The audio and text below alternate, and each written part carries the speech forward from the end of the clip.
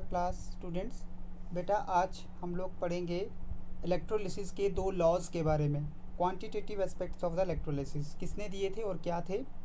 आज इस वीडियो में हम लोग सिर्फ एक ही लॉ के बारे में पढ़ेंगे। चलो हम शुरू करते हैं।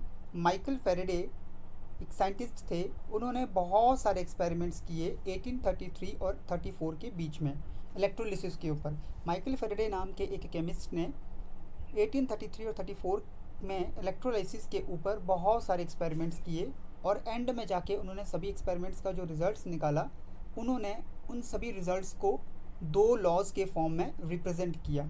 मतलब उन सभी एक्सपेरिमेंट से उन्होंने दो लॉज बनाए इलेक्ट्रोलाइसिस के। इलेक्ट्रोलिटिक में तो कुछ नहीं होता है, इलेक्ट्रोलाइसिस में सबसे पहला था फेरेडेज लॉज ऑफ इलेक्ट्रोलाइसिस। पहला लॉ है Faraday's first law of electrolysis. दो लॉ बनाए थे, तो इस वीडियो में सिर्फ फर्स्ट लॉ के बारे में ही बात करेंगे। देख लेते हैं क्या थे वो। It states that the amount of any substance. Faraday का पहला लॉ ये बोलता है कि किसी भी सब्सटेंस का अमाउंट, कितनी कंसंट्रेशन है उसकी जो डिपॉजिट हो रही है या लिब्रेट हो रही है, बन रही है किसी भी इलेक्ट्रोड के ऊपर, is directly proportional to the quantity of electricity passed through the electrolyte. मतलब कि जब एक इलेक्ट्रोलिटिक सेल में किसी भी इलेक्ट्रोड के ऊपर जितना अमाउंट जो है किसी भी सब्सटेंस का जमा हो रहा है, इकट्ठा हो रहा है, ठीक है, वो डायरेक्टली प्रोपोर्शनल होता है किसके, जितनी इलेक्ट्रिसिटी जो है, करंट जो है उस पूरे सर्किट में पास की गई है उसके ऊपर। जितना करंट आप पास करोगे उस हिसाब से डिफरेंट इलेक्ट्रोड्स के ऊपर उस हिसाब से बिल्कुल डायरेक्टली जो है वो इलेक्ट्रिसिटी अमाउंट जो है डिपॉजिट हो जाएगा। ठीक है। The amount of any substance obtain gives the amount of chemical reaction which occur at N electrode during electrolysis. ठीक है।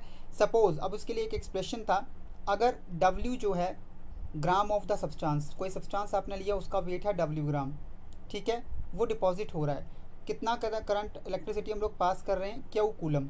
ठीक है, कूलम यूनिट्स हैं। सपोज कि Q कूलम ऑफ इलेक्ट्रिसिटी हम लोग पास कर रहे हैं और उससे W gram of substance deposit हो रहा है। तो इस लॉ के अकॉर्डिंग हमारे पास इक्वेशन आती है W is directly proportional to Q।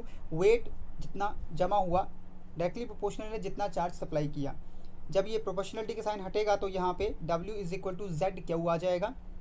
Z जो है एक कांस्टेंट ऑफ प्रोपोर्शनैलिटी और इसको हम इलेक्ट्रोकेमिकल इक्विवेलेंट भी बोलते हैं। सपोज कि अगर आपके पास करंट जो है 1 एम्पेयर है और वो t सेकेंड्स ऑफ टाइम के लिए पास किया जाता है, तो इक्वेशन बन जाएगी Q is equal to I into t. तो हम लोग ये बोल सकते हैं कि ये इलेक्ट्रोकेमिकल इक्विवेलेंट, जिसको हम लोग क्या बोला था, Z बोला था, उसकी definition as the mass of the substance deposited when a current of 1 ampere is passed for 1 second। जब 1 सेकंड के लिए 1 एम्पेयर का करंट जब हम लोग पास करते हैं किसी सर्किट में, और उस हिसाब से हमारे पास जितना भी सब्सटेंस का अमाउंट डिपॉजिट होता है या बनता है, ठीक है, उसको हम लोग बोल देते हैं इलेक्ट्रोकेमिकल इक्विवेलेंट। फर्स्ट लॉ हमारा यहाँ पे कंप्लीट हो गया। आई होप आपको अच्छे से समझ में आ गया होगा फेरेडे का फर्स्ट लॉ क्या है। फर्स्ट लॉ यही था कि weight of the any substance deposited और at any electrode is directly proportional to the quantity of the electricity pass through it. Thank you बेटा, हैव ए नाइस डे।